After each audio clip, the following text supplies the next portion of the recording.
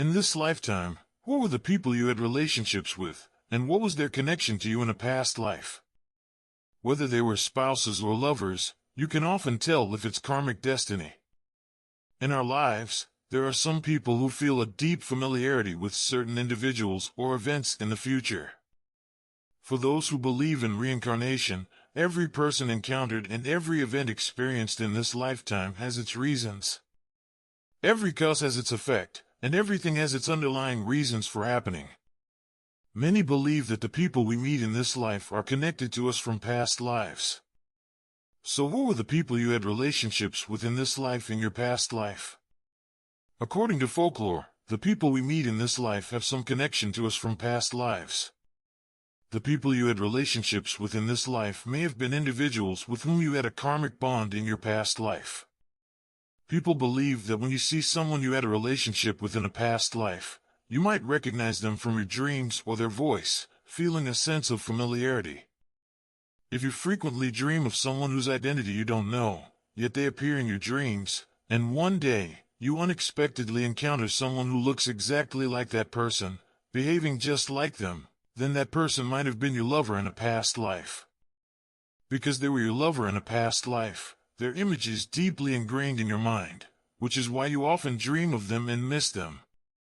One day, amidst the crowd, you suddenly hear someone's voice that feels incredibly familiar, even though you don't know them.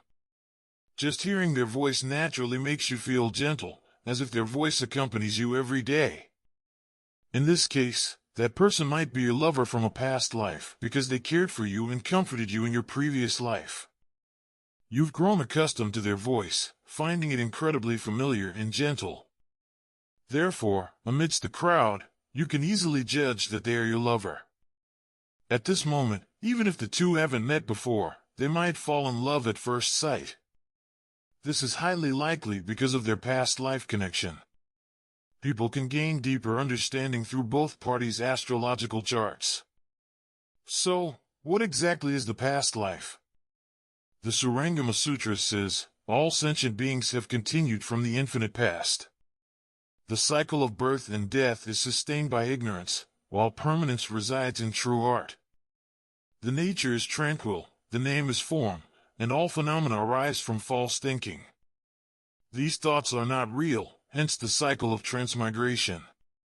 Buddhism believes that the spirit is eternal, leading to past lives, present lives, and future lives. All beings, due to ignorance, undergo reincarnation through the 6 realms of existence. Our bodies are like houses we dwell in, and life and death are merely processes of choosing between one thing and another. Buddhist scriptures contain many stories about past lives, though the term rebirth likely entered Chinese Buddhism later. Folk beliefs mention rebirth and transmigration, and Tibetan Buddhism includes the notion of transference. The general idea is that after death, souls, after a period, find a new vessel, whether human or another being, forming a new life, akin to changing old clothes for new ones. Life is finite, whether evil or glorious, it all comes to an end. Cleansing oneself and injecting new life is the consequence of past lives. In this life, one's wife might be someone for whom you owed a debt in a past life, returning the favor. One's son might be a creditor from a past life, coming to collect unpaid debts. One's daughter might be a lover from a past life, bringing unfinished emotions. One's lover might have been a spouse from a past life, coming to continue unfinished fate. One's beloved might have been a sibling from a past life, coming to resolve unfinished feelings. In this world, a person of great fortune might have been a person of great virtue in a past life, coming to reap the rewards of past goodness. Conversely, a person of great evil might have been a person of great sin in a past life, coming to atone for past transgressions. Could it be that a glance from a past life is merely to meet in this life? Buddha said, past lives and present lives, I slept before the Buddha for 1,000 years. Until one day, I met you and shed a tear of sorrow. When Buddha saw my tear of sorrow, he said, I became Buddha because of lovelessness. You cling to the mundane. How can you become Buddha? I repented, But Buddha said repentance is useless. You have unresolved past affinities. Go, continue your marital bonds. I'll wait for you. For this, I prayed under the Bodhi tree for 500 years. When I met the other person, I asked among the myriad beings, is it you, the one with whom I have affinity, through numerous cycles? The answer lies in the following worldly events. After understanding the karmic relationships with partners, it's like waking up from a dream. Life isn't easy. If life is imagined to be too beautiful, the storms experienced will hit you hard. In Buddhist culture, the emphasis is often on letting go. If one truly lets go, they will have a better grasp. This is the cycle of karma. Letting go leads to gain. All worldly matters are connected to karma, including relationships between lovers, partners, and spouses. Buddha said, all things are like illusions reflected in a mirror. Ultimately, all phenomena are without characteristics. Perhaps your past life was a cherry blossom deep in the mountains, swept away on a ship outside Suzhou on an autumn night, where distant winds extinguished frost-kissed fishing fires, yet couldn't blow away the silent sorrow of the crescent moon. Buddhism teaches about karma, and amidst karma, there's the notion of origin. Indeed, where there's a cause, there's an effect. Without origin, there's no result. Why is it difficult to meet in this life? Is it predetermined by karma? What's the karmic relationship between oneself and a partner? After understanding the following story of karma, you will awaken as if from a dream. Recorded during the Song dynasty, a nobleman's son met a woman. They fell in love at first sight and planned to marry. However, due to unforeseen circumstances, the woman was swept away in a flood, her fate unknown. On the day of their wedding, the man went out for a ride to clear his mind and encountered a wedding procession on the road. To his surprise, the bride was his betrothed. Devastated, he returned home and fell ill, bedridden. Despite all efforts, his family couldn't lift his spirits. Seeking guidance, they invited a venerable monk. In front of the monk, without speaking, the monk opened his palm, applied oil, and chanted a spell, showing scenes like a movie. This ancient spell is known as the circular light spell. The man, curious, looked into the monk's palm and saw a vision of the vast sea, a woman lying on the beach, and 3 individuals passing by. The third person buried the woman.